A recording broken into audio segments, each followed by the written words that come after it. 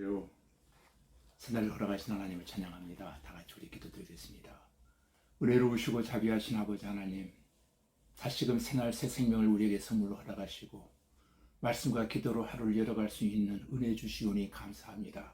이 시간도 허락하신 말씀을 통하여 간절한 마음으로 비웃기는 영혼도 범사도 육체도 강건해져가는 은혜로 충만한 귀한 날 되어지기를 원하오며 살아계신 우리 주 예수님 이름으로 축복하며 기도하옵나이다. 아멘. 이 시간 우리에게 주신 하나님 말씀 여호수아서 20장 1절 6절까지 제가 읽어드리겠습니다. 여호와께서 여호수아에게 말씀하여 이르시되 이스라엘 자손에게 말하 이르기를 내가 모세를 통하여 너희에게 말한 도피성들을 너희를 위하여 정하여 부지 중에 실수로 사람을 죽인 자를 그리로 도망하게 하라. 이는 너희를 위해 피해 보복자를 피할 곳이니라.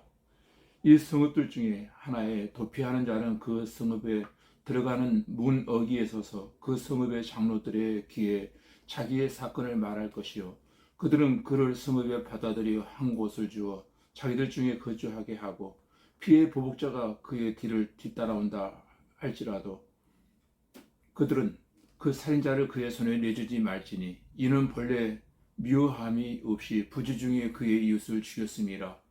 그 살인자는 회중 앞에 서서 재판을 받기까지 또는 그 당시 제사장이 죽기까지 그 성읍에 거주하다가 그 후에 그 살인자는 그 성읍 곧 자기가 도망하여 나온 자기 성읍 자기 집으로 돌아갈지니라 하라 하시니라. 아멘. 네.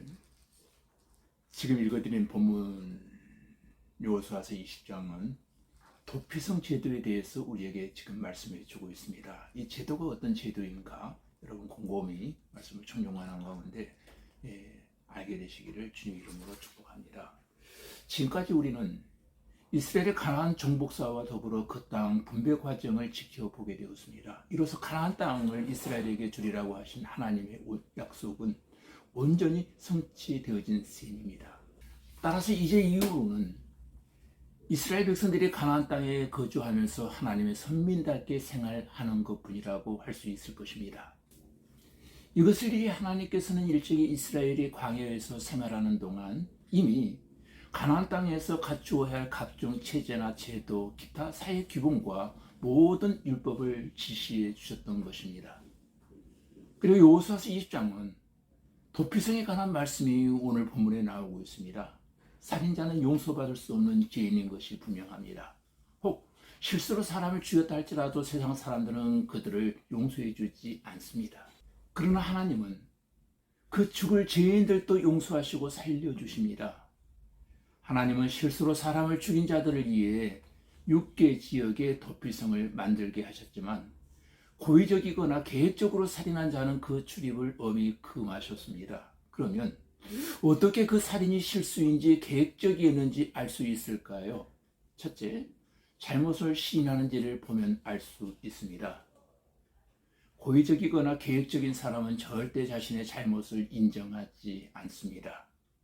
그러나 실수를 인정하고 회개하면 하나님께서 언제나 용서하시고 회복시켜 주시는 것입니다.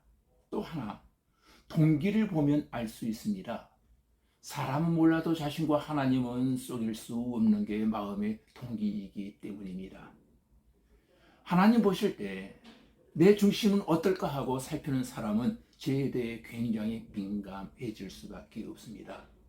그렇기 때문에 죄를 지어도 금방 깨닫고 금방 회개하고 금방 해결을 받게 되어집니다. 그런데 하나님 앞에 있지 않는 사람은 오염된 심령이 굉장히 무뎌져 있고 사람들과의 관계 역시 나쁠 수밖에 없습니다.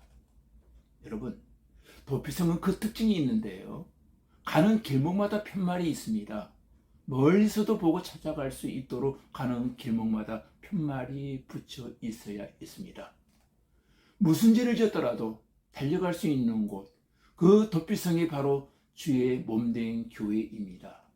죽을 죄인, 멸망받을 죄인, 지옥 갈 죄인들을 살려내고 건져주고 받아주는 것이 바로 교회입니다. 교회는 여러분 천사들이 모인 곳이 아니라 변화받을 과정에 있는 죄인들이 모이는 곳이 바로 교회입니다. 또한 도피성은 항상 열려 있습니다. 도피성 문은 항상 열려 있어야 합니다. 언제 어느 때라도 실수하고 잘못에 달려왔을 때 잡히지 않도록 늘 열려 있어야 합니다. 영혼 구원하기 위해 항상 구원의 문을 항상 열어두신 것처럼 도피성은 항상 열려 있어야 합니다. 그리고 도피성은 사람을 가리지 않습니다. 누구나 받아들입니다. 오늘 9절에 보시면 도피성에 온 자는 이스라엘 사람뿐 아니라 애국인, 설령 업신여김을 받는 사람이라 할지라도 받아들여야 하는 것입니다. 무조건 받아들여야 합니다. 도피성을 세울 때 죽을 수밖에 없는 죄인을 살리고자 하는 하나님의 애타는 사랑이 그 속에 들어있기 때문입니다.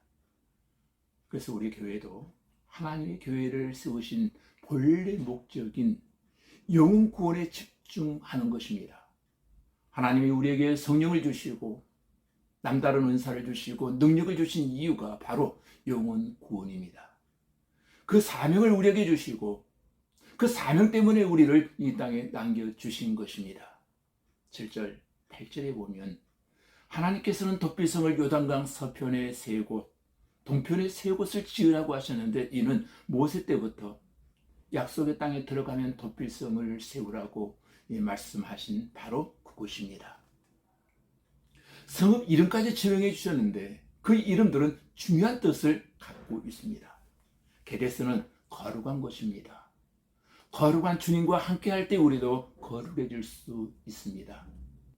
세겜은 능력이란 뜻으로 주님께 피하면 죄를 이길 능력, 세상을 이길 능력을 주십니다.